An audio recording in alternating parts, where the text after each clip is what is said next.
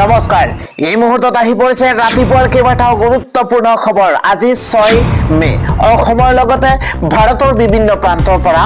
ৰাতিপুৱাৰ কেইবাটাও খবৰ একেলগে যুগুতোৱা হৈছে এই মুহূৰ্তত জনাই আছো ৰাতিপুৱাৰ গুৰুত্বপূৰ্ণ খবৰ মামাক আকৌ মুখ্যমন্ত্ৰী লাগে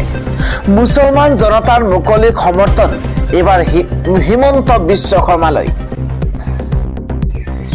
বিজেপিৰ অভূতপূৰ্ব সফলতাৰ পাছতে মুছলমানৰ মুকলি সমৰ্থন আকৌ মামাৰ চৰকাৰ লাগিব বুলি মন্তব্য মুছলমান মহিলাৰ এটা ব্ৰেকিং নিউজ মুহূৰ্তত জনাইছো বিজেপিয়ে অৰুণোদয় 10,000 টকা চাউল দি আছে আমি বিজেপিক বহুত ভাল পাওঁ আমি বিজেপিৰ লগত আছো অৰুণোদয় দি যাব কংগ্ৰেছৰ আগৰ ভুলৰ বাবে বিজেপিয়ে উচ্ছেদ কৰিছে বুলিও মন্তব্য কৰিছে বিজেপিৰ অভূতপূৰ্ব সফলতাৰ পাছতে মুছলমানৰ মুকলি সমৰ্থন আকৌ মামাৰ চৰকাৰ লাগিব বুলি মন্তব্য মুছলমান মহিলাৰ বিজেপিয়ে অৰুণোদয় 10,000 টকা চাউল দি আছে কেৱল খিমানেই নহয় আমি বিজেপিক বহুত ভালে পাওঁ ইদৰে ইটোৰ পিছত সিটো মন্তব্য কৰি নতুন চৰকাৰ বিচাৰিছে মুছলমান মহিলাই হিমন্ত বিশ্ব শৰ্মা আজি ৰাতিপুৱাৰ পৰৱৰ্তী ডাঙৰ খবৰ মুছলমানৰ হেঁচাত 30 বছৰ ধৰি বন্ধ হৈ আছিল মন্দিৰ মুকলিৰে একশন আৰম্ভ কৰিছে বিজেপিয়ে ব্ৰেকিং নিউজ এই মুহূৰ্তত জনাইছো অভূতপূৰ্ব জয়ৰ পিছতে একশন আৰম্ভ কৰিছে বিজেপিয়ে বংগত 30 বছৰ ধৰি বন্ধ হৈ থকা মন্দিৰ মুকলি কৰিছে বিজেপিয়ে মুছলমানৰ হেঁচাত পৰি তলা ওলমাই দিয়া হৈছিল দুৰ্গা মন্দিৰত তাৰ পিছতে মন্দিৰ মুকলি কৰা হৈছে মন্দিৰ খুলিলে তেজৰ নৈ বব বুলি ধমক দিছিল মুছলমান অধ্যুষিত অঞ্চলটোত একাংশ লোকে দিছিল ধমক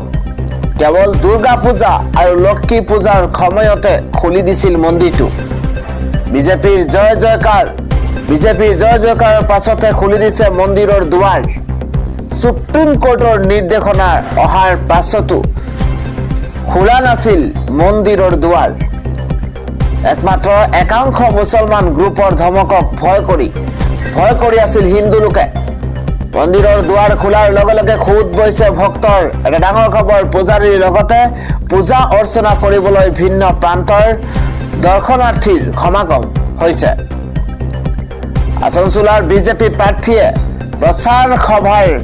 প্ৰচাৰ সভাত দিছিল মন্দিৰ খোলাৰ প্ৰতিশ্ৰুতি অনুসৰিয়েই জয়ী হোৱাৰ পাছতে মন্দিৰ দুৱাৰ খুলি দিছে বিজেপিৰ জয়ী প্ৰাৰ্থী কৃষ্ণেন্দু মুখাৰ্জীৰ পদক্ষেপত এতিয়া আনন্দিত হৈ পৰিছে হিন্দু জনতা জনাইছো পৰৱৰ্তী খবৰ মিয়াৰ হৈ কান্দি মাত মতা ৰেজাউল কৰিমক ভোট নিদিলে মিয়াই এটা পলিটিকেল ব্ৰেকিং এই মুহূৰ্তত জনাইছো মিয়াক কৰা উচ্ছেদৰ সময়ত চৰকাৰৰ বিৰুদ্ধে অকলেই মাত মাতিছিল ৰেজাউল কৰিম চৰকাৰে আৰু সেই ৰেজাউল কৰিম চৰকাৰক ভোট দিয়া নাই আমচুৰ সভাপতি ৰেজাউল কৰিম চৰকাৰে দিনে নিশাই গৈছিল শিবিৰলৈ তেতিয়া লাখ মিয়াৰ সমাদৰ লাভ কৰিছিল ৰেজাউল কৰিম চৰকাৰে আমচুৰ পৰা ৰাজনীতিৰ পথাৰত খোজ দিছিল ৰেজাউল কৰিম চৰকাৰে নিৰ্বাচনত মিয়াই ভোট নিদিয়াৰ বাবেই পৰাস্ত হৈছে ৰেজাউল কৰিম চৰকাৰ খিজন গ্ৰামৰ পৰা EIDFৰ হৈ খেলি পৰাজয়ৰ মুখ দেখিলে ৰেজাউল কৰিম চৰকাৰে আগবাঢ়িছো আন এটা খবৰ বিধানসভাত অখিল গগৈয়ে নিজৰ মতে আজিলৈকে একো কৈ পোৱা নাই পীযুষে যেনেকৈ ক'ব অখিলে তেনেকৈয়ে ক'ব নিজৰ মতে আজিলৈকে বিধানসভাত একোই কৈ পোৱা নাই অখিল গগৈয়ে বিধানসভাত অখিল গগৈয়ে নিজৰ মতে আজিলৈকে একো কৈ পোৱা নাই মন্ত্ৰী পীযুষে যেনেকৈ ক'ব অখিলে তেনেকৈ কয় অখিল গগৈয়ে কুশল দুৱাৰীৰ পৰা মাৰ খাম বুলি ভয় খাই আছে পুলিচক সুৰক্ষা বিচাৰি ফোন কৰি আছে অখিল গগৈয়ে সকলো মানুহৰ লগত বেলেগকৈ কথা পাতে অখিল গগৈক মাৰিবলৈ আমাক মানুহবোৰ ৰৈ থকা নাই কালি দিনটো শিৱসাগৰত নাটকখন কৰিলে সৰু ল'ৰাৰ দৰে অখিল গগৈয়ে কুটকুটাই থাকে সৰু ল'ৰাৰ দৰে মাকৰ এই বয়সত এইবোৰ কৰিব নালাগে। পীযুষে যেনেকৈ ক'ব অখিলে তেনেকৈ কাম কৰিব। অখিল গগৈ একো চিৰিয়াছ কথা নকয়, হিমন্ত বিশ্ব শৰ্মাই মন্তব্য কৰিছে। অখিল গগৈ একো চিৰিয়াছ কথা নকয়। পৰৱৰ্তী খবৰটো হৈছে বিজয়ী হৈ চিপাঝাৰৰ ম্যাক লৈ সৰব হৈ পৰিছে পৰমানন্দ ৰাজবংশী। বিধায়ক গৰাকীয়ে ডাঙৰ ঘোষণা কৰিছে, চিপাঝাৰত নতুন পুনৰ চলিব উচ্ছেদ অভিযান। চহৰ অঞ্চলত বেদখল ভূমি মুক্ত কৰাৰ ক্ষেত্ৰত প্ৰধান ভূমিকা গ্ৰহণ কৰা হয়। চিপাঝাৰ সমষ্টিৰ বিধায়ক ডক্টৰ পৰমানন্দ ৰাজবংশী বিজয়ী হৈ ডাঙৰ ঘোষণা কৰিছে। পৰৱৰ্তী খবৰ, জে পি নাড্ডাক অসম বিজেপিৰ বিধায়িনী দলৰ দলপতি, নিৰ্বাচনৰ দায়িত্ব। সহ তত্ত্বাৱধায়ক হিচাপে থাকিব হাৰিয়ানাৰ মুখ্যমন্ত্ৰী নায়াব সিং চাইনি। আন এটা খবৰ হৈছে, যোৱা 5 বছৰে আছিল আধাৰশিলাৰ 5 বছৰ, অহা 5 বছৰ হ'ব উদ্বোধনৰ 5 বছৰ। এই মন্তব্য আজি হিমন্ত বিশ্ব শৰ্মাৰ। পৰৱৰ্তী শীঘ্ৰেই বিজেপিলৈ আহিব দেৱব্ৰত শইকীয়া। অহা 5 বছৰৰ ভিতৰত দেৱব্ৰত শইকীয়া বিজেপিলৈ আহিব। মই হাৰিব বুলি কৈছিলো, হাৰি থাকিলে দৰে মন্তব্য কৰিছে হিমন্ত বিশ্ব শৰ্মাই। হিমন্ত বিশ্ব শৰ্মাই কৈছে দেৱব্ৰত শইকীয়া বিজেপিলৈ অহাটো খাটাং। আহিবই কংগ্ৰেছৰ নেতা দেৱব্ৰত শইকীয়া। পৰৱৰ্তী খবৰ, পুনৰ উচ্চতম ন্যায়ালয়ত পিছুৱালে কাৰ বিৰুদ্ধে। আজিৰে পৰা হ'বলগীয়া সপ্তাহ জোৰা শুনানিৰ সময়ত পিছুৱালে উচ্চতম ন্যায়ালয়ত। পুনৰ উচ্চতম ন্যায়ালয়ত পিছুৱালে কাৰ বিৰুদ্ধে আজিৰে পৰা হ'বলগীয়া এক সপ্তাহ জোৰা শুনানিৰ সময় পিছুৱালে উচ্চতম ন্যায়ালয়ত। জুলাই মাহলৈ কাৰ শুনানি হোৱাৰ সম্ভাৱনা। পৰৱৰ্তী খবৰ এই মুহূৰ্তত আগবঢ়াইছো, এজনো মুছলমানে মোক ভোট দিয়া নাই, মই কেৱল সমষ্টিৰ হিন্দুৰ বাবে কাম কৰিম বুলি মন্তব্য কৰিছে। এই মুহূৰ্তত জনাইছো, এজনো মুছলমানৰ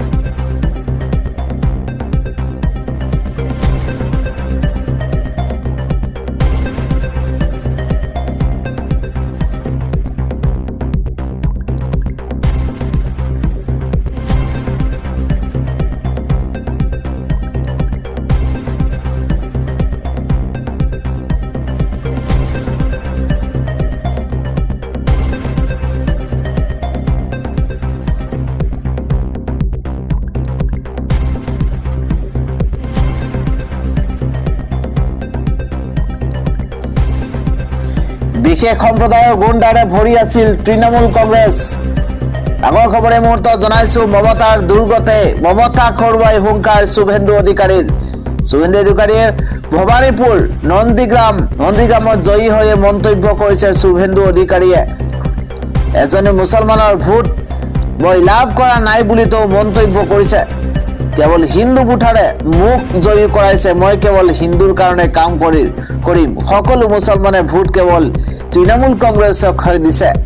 মই কেৱল হিন্দুৰ কাৰণে কাম কৰিম বুলি মন্তব্য কৰিছে শুভেন্দু অধিকাৰীয়ে। জনাইছো পৰৱৰ্তী খবৰ, বিধায়ক হল আৰজিকৰৰ নিৰ্যাতিতাৰ মাতৃ ৰত্না দেৱনাথ। ডাঙৰ খবৰ এই মুহূৰ্তত, নতুন চৰকাৰ আহিলে কিয় জেলত যাব পাৰে মমতা আৰু অভিষেক বেনাৰ্জী। আৰজিকৰৰ নিৰ্যাতিতাৰ মাতৃ ইতিমধ্যে সামাজিক মাধ্যমত মন্তব্য কৰিছে আৰু অৱশেষত বিধায়ক হ'ল আৰজিকৰৰ নিৰ্যাতিতাৰ মাতৃ ৰত্না দেৱনাথ। কংগ্ৰেছৰ টাৰ্গেট আছিল হাগ্ৰামা মহিলাৰীৰ পত্নী। আন এটা খবৰ এই মুহূৰ্তত জনাইছো, কংগ্ৰেছৰ টাৰ্গেট আছিল হাগ্ৰামা মহিলাৰীৰ পত্নী। এক্সিট পোলৰ পাছতেই কৰ্ণাটকত ৰিজৰ্ট বুক কৰিছিল কংগ্ৰেছে।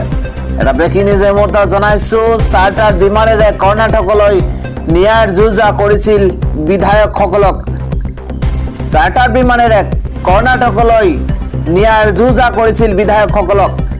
এক্সিট পোলৰ 50ৰ পৰা 50 আসনৰ ধাৰাক লৈ কংগ্ৰেছে চলাইছিল প্ৰস্তুতি।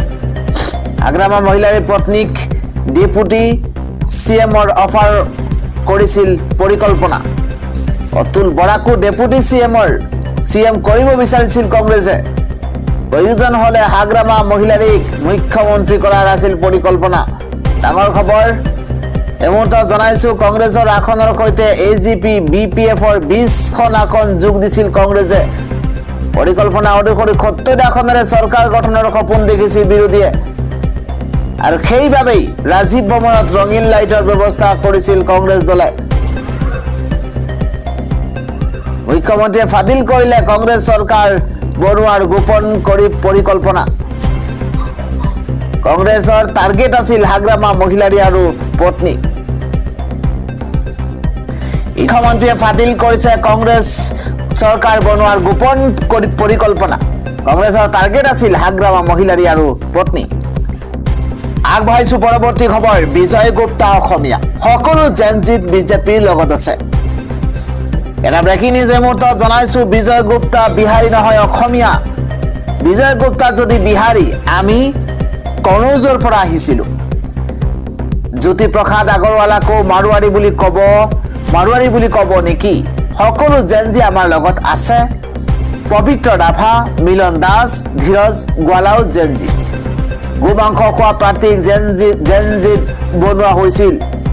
নিৰ্বাচনৰ জয়ৰ পাছতে হিমন্ত বিশ্ব শৰ্মাৰ বিস্ফোৰণ বিজয় গুপ্তা বিহাৰী নহয় অসমীয়া বিজয় গুপ্তা যদি বিহাৰী আমি কনৌজৰ পৰা আহিছিলো বুলি মন্তব্য হিমন্ত বিশ্ব শৰ্মাৰ পৰৱৰ্তী খবৰ মই পৰাজয়ৰ দায়িত্ব স্বীকাৰ কৰিছো কিন্তু মোৰ ইভিএমৰ ওপৰত সন্দেহ আছে গৌৰৱ গগৈৰ মন্তব্য এটা বিগ ব্ৰেকিং ডাঙৰ খবৰ ইভিএমৰ ওপৰতো আমাৰ সন্দেহ আছে গৌৰৱ গগৈ মন্তব্য কৰিছে বিজেপিয়ে গণতন্ত্ৰৰ ওপৰত বিশ্বাস নকৰে ওৱান নেশ্যন ওৱান পাৰ্টি কৰিব বিচাৰিছে বিজেপিয়ে এই মন্তব্য গৌৰৱ গগৈৰ সেইবাবেই আন ৰাজনৈতিক দলক শেষ কৰাৰ ষড়যন্ত্ৰ বিজেপিৰ যাৰ বাবে নিৰ্বাচন প্ৰক্ৰিয়াটো একপক্ষীয় কৰিব বিচাৰিছে বিজেপিয়ে নিৰ্বাচন নিয়ন্ত্ৰণ কৰাৰ সংস্থা নিৰপেক্ষতা শেষ কৰা ষড়যন্ত্ৰ কৰিছে ভোটদানৰ পৰা ভোট গণনা কৰালৈকে সকলো কন্ট্ৰল ভোটদানৰ পৰা ভোট গণনা কৰালৈকে সকলো কন্ট্ৰল ৰাখিব বিচাৰিছে ইভিএমৰ ভিতৰতো বিজেপিয়ে কন্ট্ৰল কৰিব বিচাৰিছে ডাঙৰ খবৰ মই পৰাজয়ৰ দায়িত্ব স্বীকাৰ কৰিছো কিন্তু ইভিএমৰ ওপৰত মোৰ সন্দেহ আছে গৌৰৱ গগৈৰ মন্তব্য নতুন কাৰ্যসূচী লৈ ৰাইজৰ মাজলৈ যাম পৰাস্ত হল বুলি কংগ্ৰেছ দল বখি নাযায় নতুন উদ্যমেৰে অধিক সক্ৰিয়তাৰে আমি কাম নতুন সাহসেৰে আমি কাম কৰিম পৰাজয়ৰ পাছতে প্ৰথমখন সংবাদমেল সম্বোধন কৰি মন্তব্য কৰিছে গৌৰৱ গগৈয়ে খবৰ মুছলমানৰ ভোট কৰ্তনে আনিলে বিজেপিৰ চৰকাৰ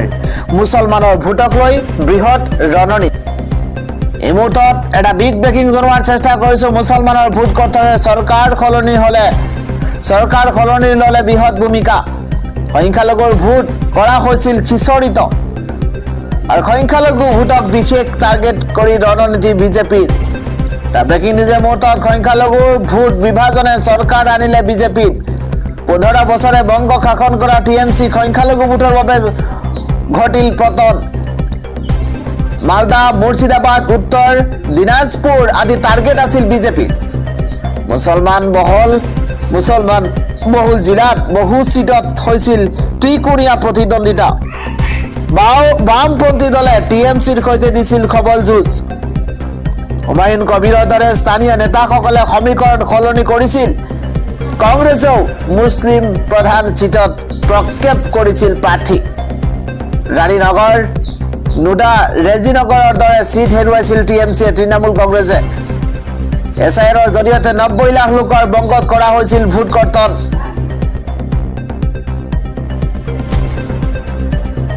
20খনকৈ আসনত মুছলমান ভোটৰ সহনীয়া সলাই পেলালে বংগৰ চৰকাৰে আসাদুদ্দিন ওৱেইছিৰ দল এআইএমআইএমে শক্তি প্ৰদৰ্শন কৰিছিল বংগত আৰু টিএমসিয়ে নিৰ্বাচনৰ সময়ত ওৱেইছিক বিজেপিৰ বি টিম আখ্যা দিছিল বহু সিটত হৈছিল হিন্দু ভোটৰ মেৰুকৰণ নিজ সমষ্টি হেৰুৱাই পেলালে মমতা বেনাৰ্জীয়ে মুছলমান ভোট কৰ্তনে চৰকাৰ সলনিৰ ললে